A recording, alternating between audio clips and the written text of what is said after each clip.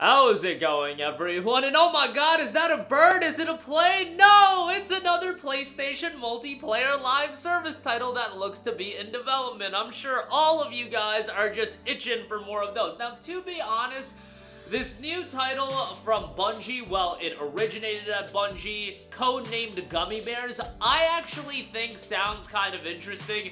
I just think people are sick and tired of the idea of multiplayer titles being published by PlayStation that, you know, this is gonna upset some people, but we'll talk all about that. There were some details on Bungie's MOBA Smash Bros. Hybrid, called, again, codenamed Gummy Bears, under a new PlayStation studio. So it started at Bungie. As noted on the game post, exclusive details on Bungie's MOBA Smash Bros. Hybrid Gummy Bears under a new PlayStation studio. Bungie has been quietly working on a new IP codenamed Gummy Bears. Now, this originated within Bungie, and then if you remember, Bungie had a round of layoffs, and some of those developers were facilitated to work under a new PlayStation studio. I believe codenamed Gummy Bears has shifted to this new PlayStation Studios.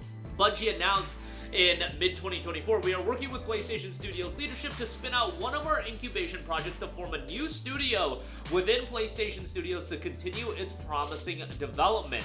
Gummy Bears is a MOBA at its core with a playful twist, as noted at the game post. It incorporates elements inspired by Nintendo's hit platform fighting game Super Smash Bros. This is according to multiple sources familiar with the project who wish to remain anonymous. Players won't have traditional health bars. Instead, the game uses a percentage-based damage system where characters are knocked back further based on how much damage they've taken or inflicted. The game features multiple game modes catering to various player preferences and 3 distinct class types: support, attack, and defense. That's pretty common. And it also notes that probably the most interesting aspect of it, like the gameplay style I think is whatever, but a lo-fi cozy aesthetics. Gummy Bears is aiming to appeal to a younger audience compared to Bungie's previous works. And again, this started at Bungie, seemingly has been spun to this new PlayStation studio, and it's described to be one of Bungie's most fun projects from incubation. So take that for what you will. I like the idea of a cozy lo-fi aesthetic. Like, that sounds really up my alley, and I did see people comparing this to some other titles, some games that haven't done all too well. Divine Knockout was one of those games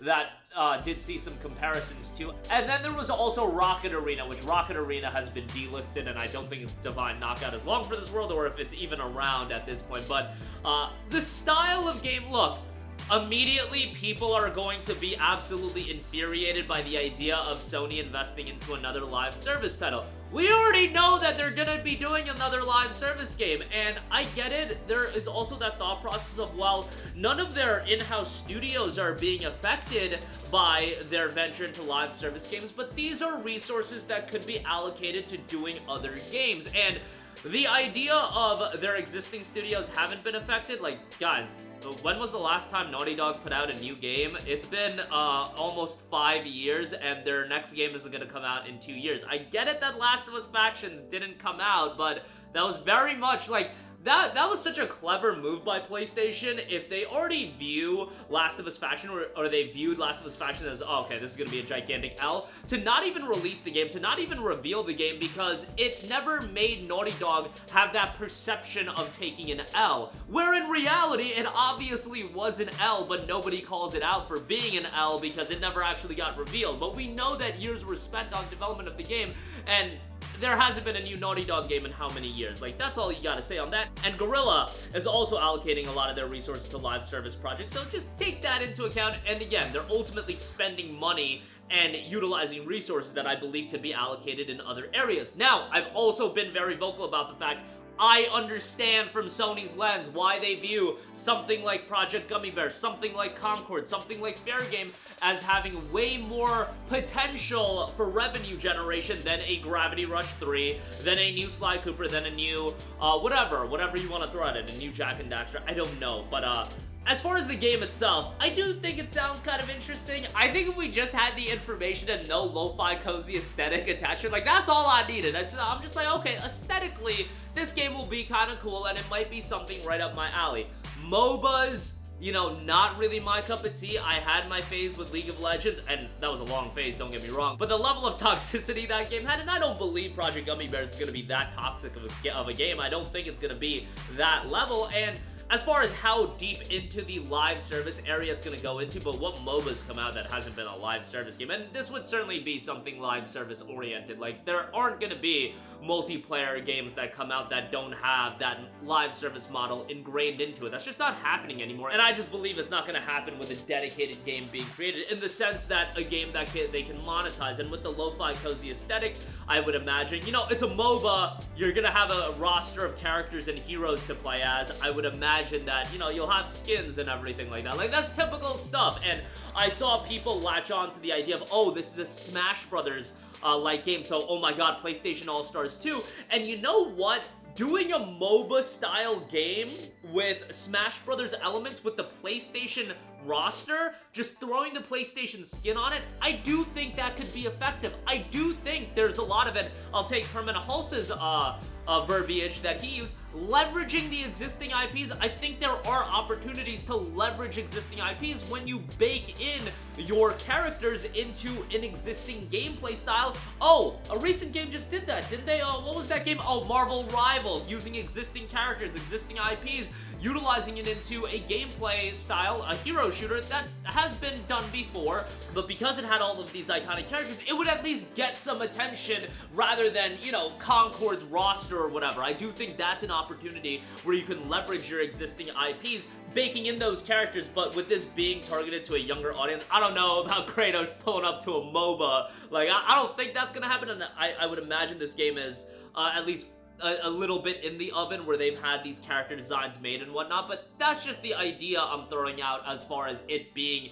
whenever people saw Smash Brothers, like, obviously people were gonna think about PlayStation All-Stars, and I do think there's potential for that, but just, let me reiterate, just because you are utilizing and leveraging existing IPs, you just can't slap it onto a game that's fundamentally poor. Marvel's Avengers didn't pop off, and there's been so many other games that they were a part of a big IP. It will help. It absolutely, do not get it wrong, will help, but it is not the be-all end-all. Marvel's Rivals is successful because it's fundamentally an incredibly fun game and a very enjoyable game, and I think they did a lot of things right with that game. You know, like having all of the characters and a fairly deep roster of characters available to the consumer right off the rip, which they would not have to do. And if you're utilizing a lot of characters that are well known into a video game that has microtransactions, man, it has to be pretty tempting to be like, yo, we can give them a weekly rotation of characters, but if they want to unlock other characters, they can either earn the in-game currency or they can, you know, spend a little bit of money to expedite the process. But no, with Marvel Rivals, it was all available right out the gate. But Gummy Bears, I think it sounds interesting, but I totally get it. You just saw the failure of Concord. You see PlayStation's lackluster output over the last few years. The idea of another live service game, but this is what's gonna happen. We know that they're heavy into live service, and PlayStation's just in a position where there isn't much necessity to bring out 2 major first-party exclusives every year, 3 major first-party exclusives every year. Like 2017, I believe you had Gravity Rush 2, Horizon Zero Dawn, and Uncharted Lost Legacy. Remember, like 2020, you had Demon's Souls, Spider-Man Miles Morales, Last of Us Part 2, you had Ghost of Tsushima. You just had an absurd amount of games that year. It's just, you don't need years like that. You need years like that when you have a direct competitor and you need real drawing cards for people to get invested into your ecosystem. Now, there's a lot more potential with generating other ecosystems and creating other ecosystems where people will spend money within that ecosystem. And I would imagine a game like this probably wouldn't be released on Xbox, but probably would be released on PC, because when you're trying to establish a new ecosystem, it's better to have as many people playing that game as possible, because it's not about utilizing a Gummy Bears, utilizing a Concord, or even utilizing a Helldivers 2 to draw people on to PlayStation 5 consoles. No, it's about establishing those as their own ecosystems that can generate revenue for years and years and years, and Marvel Rivals is going to do exactly like that, and we talked about it in yesterday's video. You look at some of these numbers that are coming out for how much money Marvel Rivals has made in its first month. It's obvious why PlayStation and so many other publishers are going down this route, but is it ideal for somebody like me that's desperate for Gravity Rush 3? No, but I understand it. I can empathize with it, if nothing else. But that'll do it for me. Let me know all of your thoughts in the comment section down below. We don't know much about it, but the idea, again, I'm clinging on to lo-fi cozy aesthetic. That's all I'm latching on to these days as far as Gummy Bears go, and hopefully that can make it worthwhile for me to check it out. But this is probably one that's still a ways away, 2026, 2027 at the earliest. But that'll do it for me. Your thoughts down below. Sound off there. Thank you for watching, and goodbye.